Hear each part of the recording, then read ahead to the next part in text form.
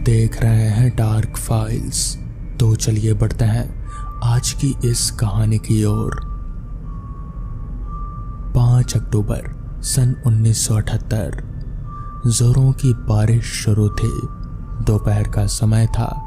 उबड़ खाबड़ रास्तों से होते हुए बस तहर बस स्टैंड पहुंची।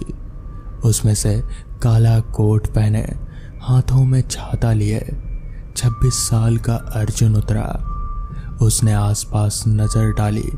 कुछ लोग और 3 घोड़ा गाड़ी वाले खड़े थे। उसने जाकर एक घोड़ा गाड़ी वाले से पूछा, कदार गांव चलोगे? उसने कहा, नहीं साहब, हम तो सतार गांव ही जाते हैं। आपको उस गांव के घोड़ा गाड़ी वाले जो कि आगे मिलेंगे उनसे बात करनी होगी। अर्जुन आगे बढ़ गया। थोड़ी दूर जाने पर उसे आगे 2 रास्ते दिखाई दिए जो घने जंगल के बीच से जाते थे। दोनों रास्तों पर लकड़ी के ऊपर एक बोर्ड था जिस पर लिखा हुआ था दाईं ओर भूरूर गांव और बाकी बाईं तरफ कदार गांव। अर्जुन बाईं ओर बढ़ गया। जोरों की बारिश और रास्ता कीचड़ से भरा। उसे आगे एक घोड़ा गाड़ी दिखाई दी। उसने पास जाकर पूछा, क्या यह कदार गांव की घोड़ा गाड़ी है? अंदर से करीब 40 साल का आदमी, दिखने में सांवला, छोटी मूंछ, उसने बड़ी सादगी से कहा, हाँ साहब बैठिए। अर्जुन उसमें बैठ गया। फिर घोड़ा गाड़ी आगे बढ़ने लगी तो उसने कहा, साहब मेरा नाम विष्णु है। आप शहर से आए लगता है। हमारे गांव में कुछ काम है क्या? इस पर अर्जुन ने जवाब दिया, हाँ कुछ ज़रूरी काम है। कुछ सवालों का जवाब ढूंढने आया हूँ। विष्णु ने पूछा, मतलब सवाल? अर्जुन ने बात को घुमाते हुए कहा, कुछ नहीं, छोड़ो, तुम आगे बढ़ो। इस पर विष्णु ने पूछा, साहब गांव तो ठीक है मगर गांव में आपको कहाँ जाना है, मतलब किसके घर? इस पर अर्जुन ने कहा, दामोदर वाड़ा जाना है। वाड़ा, पुराने विशाल घरों को वाड़ा भी कहा जाता था। तभी अचानक विष्णु ने घोड़ा गाड़ी रोक दी और चौंक कर अर्जुन को देखने लगा। साहब आपको उस भूतिया वाड़े में क्या काम है? इस पर अर्जुन ने कहा, बस कुछ पता लगाना है, तुम आगे बढ़ो।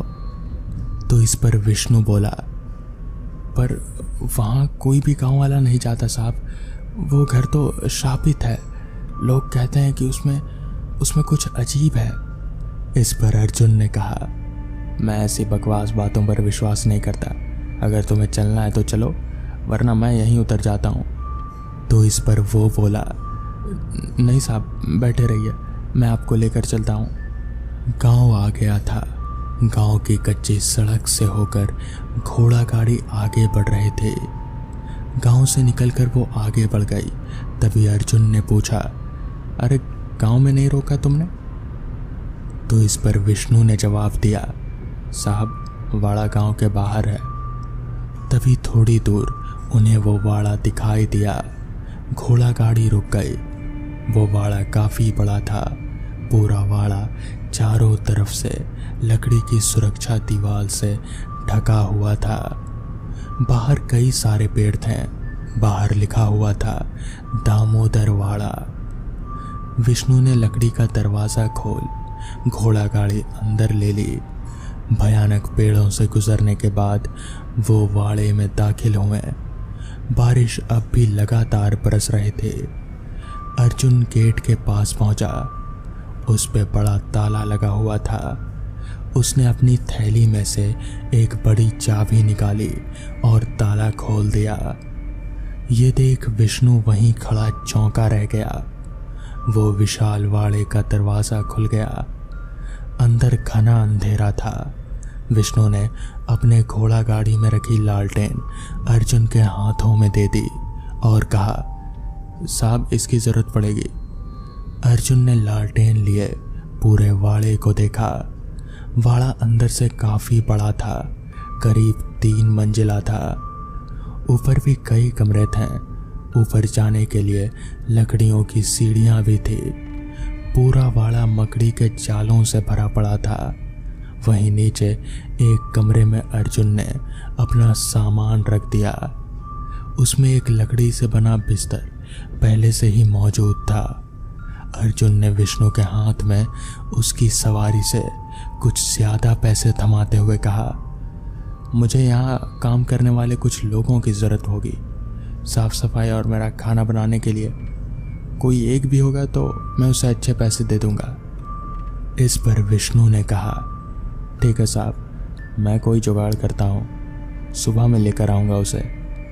पर क्या आप सच में यहीं रुकेंगे? चाहे तो आप मेरे घर चलिए, पर यहाँ मत रुकिए साहब। इस पर अर्जुन ने हंसकर बोला, चिंता मत करो, तुम जाओ, सुबह आना। विष्णु ने कहा, ठीक है साहब, मैं चलता हूँ, पर अगर कभी भी कोई दिक्कत हो तो इस वाड़े से बाहर निकल जाइएगा। और फिर उसने अपना घोड़ा गाड़ी लिया और वहां से निकल गया। रात हो गए थे। अर्जुन ने अपने साथ लाया खाना खाया और वहीं लालटेन की रोशनी को कम कर उस कमरे के बिस्तर पर लेट गया।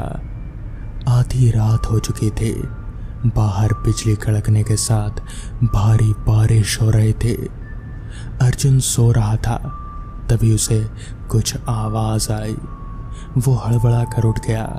बाहर से वो आवाज लगातार आ रही थी, जैसे कोई सीढ़ियां चढ़ उतर रहा हो। आवाज तेज होती जा रहे थे। अर्जुन थोड़ा घबरा गया, पर वो काफी हिम्मती भी था। उसने लालटेन उठाई, रोशनी तेज की और अपने कमरे का दरवाजा खोला। पूरे वाड़े में भयानक अंधेरा था।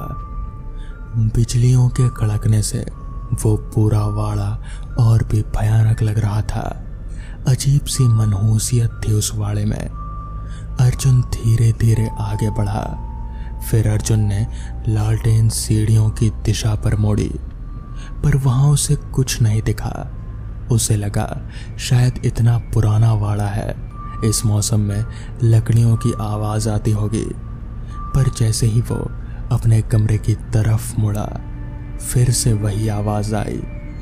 वो फिर मुड़ा और सीढ़ियों की ओर देखने लगा। इस बार वो सहम गया। दूसरी मंजिल की सीढ़ियों से कोई बूढ़ा आदमी अपनी लाठी लिए ऊपर की तरफ जा रहा था। अर्जुन ने आवाज लगाई, कौन है? उसकी आवाज पूरे घर में गूंज उठी। तभी वो बूढ़ा आदमी वहां से गायब हो गया। अर्जुन बुरी तरह से सहम गया। उसकी लालटेन भी बुझ गई थी। चारों तरफ सिर्फ अंधेरा ही था। तभी बड़ी जोर से बिजली कड़की। उस बिजली की रोशनी में अर्जुन ने जो देखा, उसके रोंगटे खड़े हो गए। उस बिजली की रोशनी में उसे तीसरी मंजिल पर एक महिला दिखाई दी, जो उसे ही गुस्से से घूरे जा रहे थे। लाल साड़ी पहने, माथे पर बड़ा कुमकुम का टीका, नाक में बड़ी नथनी, खुले भयानक बाल, अंगारों जैसी लाल आंखें जो अर्जुन की तरफ ही खड़ी हुई थी। अर्जुन बुरी तरह से डर गया। तभी दूसरी बिजली कड़की तो वो महिला वहां से अब गायब हो चुकी थी। अर्जुन जल्दी से अपने कमरे में घुस गया। अजीब अजीब सी आवाजें रात भर चलती रही। फिर बाद में सारी आवाजें बंद हो गई। इस बीच कब उसे नींद आ गई पता ही नहीं चला। सुबह बारिश थम गई थी।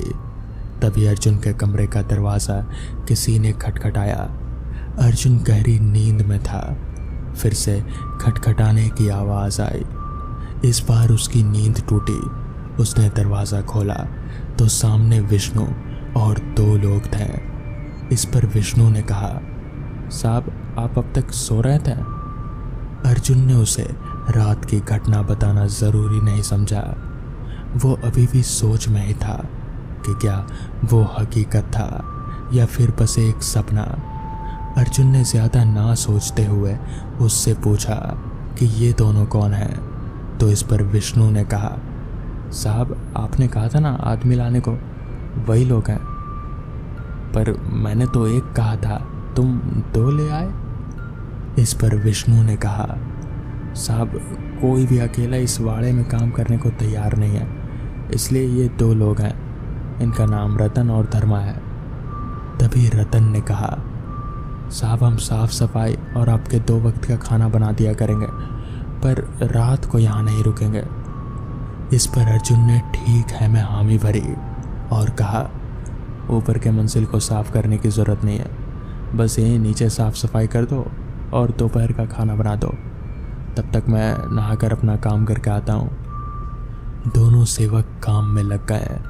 अर्जुन ने बाहर जाकर कुएं से पानी निकालकर वहीं बाहर नहा लिया। फिर तैयार होकर विष्णु से बोला, मुझे रामेश्वर जी के घर ले चलो। इस पर विष्णु ने पूछा, साहब कल रात कुछ हुआ तो नहीं ना? इस पर अर्जुन ने उसे कुछ नहीं बताया, बस इतना कहा कि वो रामेश्वर जी के घर जाना चाहता है। और फिर वो दोनों घोड़ा गाड़ी में बैठकर रामेश्वर जी के घर की ओर निकल पड़े। कुछ देर चलने के बाद घोड़ा गाड़ी रामेश्वर जी के घर के पास पहुंच गई। रामेश्वर जी उस गांव के बड़े पंडित जी थे। अर्जुन घोड़ा गाड़ी से उतरा और विष्णु को बोला, मुझे थोड़ी देर बाद लेने आना। फिर विष्णु बोला, ठीक है साहब। अर्जुन ने घर का दरवाज़ा खटखटाया। अंदर से एक बहुत ही बूढ़ी और कर्कश आवाज़ आई जो उसे अंदर आने को कह रहे थे। अर्जुन घर में अंदर प्रवेश कर गया। रामेश्वर जी वहीं पर बैठे थे, करीब 90 साल के। अर्जुन ने उनके पैर छुए और कहा, मुझे आपसे एक ज़रूरी काम था। रामेश्वर जी ने अर्जुन को बैठने को कहा और साथ ही पूछा कि क्या काम है। तभी अर्जुन ने बताना शुरू किया, मैं उस दामोदर वाड़े में रह रहा हूँ। रामेश्वर जी हैरान हो गए और कहा, बेटा वो तो भूतिया जगह है, पर तुम वहाँ क्यों रह रहे हो? इस पर अर्जुन ने कहा, मैं बस अपने सवालों का जवाब ढूंढ रहा हूँ। इस पर रामेश्वर जी ने कहा, कैसा सवाल बेटा? देखिए मेरा नाम अर्जुन मनोहर पाटिल है। मैं एक वकील हूँ। हाल ही में मुझे पालने वाले और मेरे पिता समान लक्षित महाजन का देहांत हुआ। वो दामोदर वाड़े के मुनीम वीरदास महाजन के बेटे थे। रामेश्वर जी चौंक गए और कहा कि वीरदास मेरा दोस्त था। इस पर अर्जुन ने आगे बताना शुरू किया। अर्जुन ने कहा, लक्षित जी ने मुझे ही आपका नाम बताया था, फिर भयानक बीमारी से मरने से पहले बताया कि मैं उस दामोदर वाड़े का ही खून हूँ। बस आगे बता पाते हैं तभी वो इस दुनिया को छोड़कर चले गए। अब बस आप ही मुझे सच्चाई बता सकते हैं। इस पर रामेश्वर जी ने कहा, हाँ बेटा, मुझे उस वाड़े के बारे में सब कुछ पता है। तो इस पर अर्जुन ने कहा, मुझे बताइए। जिसके बाद रामेश्वर जी ने बताना शुरू किया। दामोदर पाटिल गांव के बड़े जमींदार हुआ करते थे। उनकी पत्नी रत्नावती और उनके 2 बेटे थे। दोनों का नाम अविनाश और सागर था। उनकी पत्नियां और बच्चे भी थे। दामोदर जी का गांव में बड़ा ही रुतबा था। लोग उन्हें बहुत मानते थे। तुमने आते हुए देखा होगा, दूसरी तरफ भुरूर गांव है। दरअसल पहले भुरूर और कदार गांव के बीच दुश्मनी हुआ करती थी। भुरूर गांव का सरपंच चरण चौधरी बड़ा ही क्रूर था। उसके 5 भाई भी उसी की तरह थे। वो कदार गांव की ज़मीनें हड़पना चाहते थे, पर दामोदर जी की वजह से वो ऐसा कभी नहीं कर सकते थे। इसलिए हमेशा दोनों गांव के बीच तनाव बना रहता था। एक दिन एक किसान की ज़मीन हड़पने के कारण दामोदर जी और चरण के बीच बड़ा झगड़ा हुआ। उसमें चरण को मुंह की खानी पड़ी। जाते जाते वो बोला, दामोदर, तेरे पूरे खानदान को ख़त्म कर दूंगा। कुछ दिन बीत गए। फिर एक दिन सुबह दामोदर जी के घर का सेवक जब वाड़े में गया तब भयानक नज़ारा उसे दिखा। सारे परिवार के लोगों को बुरी तरह मौत के घाट उतार दिया गया था। सिर्फ अविनाश का बेटा चंदन और मुनीम वीरदास वहाँ नहीं थे। गांव वालों में बड़ा गुस्सा था। उन्हें लगा कि ये चरण ने ही किया होगा। थोड़े दिन बाद कुछ गांव के लोगों ने रात में जाकर चरण और उसके भाइयों को जिंदा पूरी हवेली में आग लगाकर जला दिया। कुछ सालों तक काफ़ी तनाव रहा। फिर दोनों गांवों ने आपस में समझौता कर लिया। फिर एक दिन मुझे वीरदास की चिट्ठी मिली। उसमें पता नहीं था, उसमें बस लिखा था कि छोटे मालिक मेरे साथ हैं। कुछ लोगों ने मुंह पर काला कपड़ा बांध उन सब पर हमला किया था, पर मैंने छोटे मालिक को बचा लिया और अपने परिवार को लेकर रात में वहां से निकल आया। वहां छोटे मालिक की जान को खतरा है, अब हम वहां नहीं आएंगे। मुझे लगता है उसने जानबूझकर उस पर पता नहीं डाला था ताकि कोई उन्हें ढूंढ ना सके, पर उसका पता ना होने के कारण मैं उसे ये बता ही नहीं पाया कि अब सब कुछ ठीक है। मुझे लगता है कि तुम उस छोटे मालिक चंदन के बेटे हो। तभी अर्जुन ने कहा, हाँ, उन्होंने मरने से पहले यही नाम लिया था और कहा था कि मेरे पिताजी और माँ एक बस दुर्घटना में मारे गए थे। जैसे उनके पिताजी ने मेरे पिताजी को संभाला, फिर उसी तरह उनके बेटे ने मुझे संभाला। उनका उपकार मैं कभी नहीं भूल सकता। फिर अर्जुन के आंखों में भी आंसू आ गए। रामेश्वर जी ने कहा, बेटा, अब तुम आ गए हो। जाने कितने सालों से उनकी आत्माएं भटक रही है। उन्हें कुछ तो चाहिए, इसलिए अब तक शायद उन्हें मुक्ति नहीं मिली, या फिर कोई और भी कारण हो सकता है, पर मुझे लगता है कि वो कारण तुम ही थे। जिसके बाद रामेश्वर जी ने कहा, एक काम करो, एक पंडित जी के पास जाओ। मैं उनके बारे में तुम्हें बताता हूँ। वो बहुत ही भले पंडित हैं, बहुत बड़े विद्वान। उनसे उस घर में एक पूजा पाठ करवाओ। हो सकता है कि इस बार तुम हो तो शायद उनकी आत्माओं को मुक्ति मिल जाए। जिसके बाद अर्जुन ने वैसा ही किया। रामेश्वर जी के बताए हिसाब से वो उस पंडित जी के पास गया और उन्हें लेकर फिर दामोदर वाड़े में पहुंचा। वहां पूजा पाठ करवाया और अपने हाथों से अग्नि में घी भी डाली। जिसके बाद से उस वाड़े में अर्जुन को कभी भी ऐसा कुछ महसूस नहीं हुआ और ना ही कुछ दिखा। तो दोस्तों, ये थी आज की कहानियाँ। अगर आपको ये कहानी पसंद आई हो तो वीडियो को लाइक और चैनल को सब्सक्राइब करना ना भूलें। तो मैं आपका दोस्त आर्यन जल्द ही मिलूँगा आपसे ऐसी ही नई कहानियों के साथ। तब तक के लिए अपना ख्याल रखें।